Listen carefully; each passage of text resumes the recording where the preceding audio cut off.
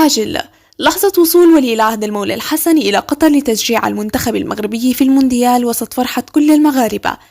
فرحت الجماهير المغربية قبل قليل لحظة وصول ولي عهد المغرب المولى الحسن إلى الدوحة قطر من أجل تشجيع أسود الأطلس في المونديال. فما حقيقة هذا الخبر؟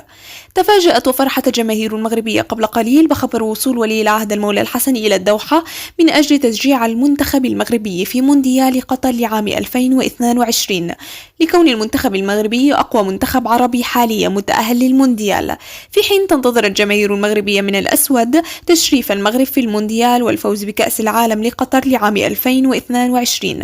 إن شاء الله فلا شيء مستحيل في هذه الحياة، فقط بالإرادة والعمل الجاد يتحقق المستحيل وتصنع الإنجازات.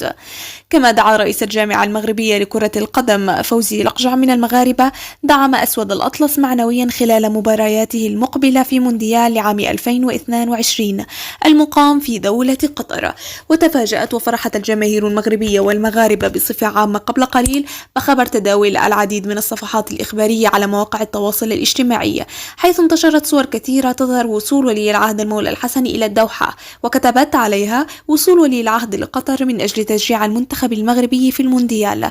وهذا ما أفرح المغاربة، ولكن ولحدود ساعة لم يتم تأكيد صحة هذا الخبر من طرف أي مصدر رسمي، ومن المحتمل أن تكون الصور مفبركة والخبر مجرد إشاعة.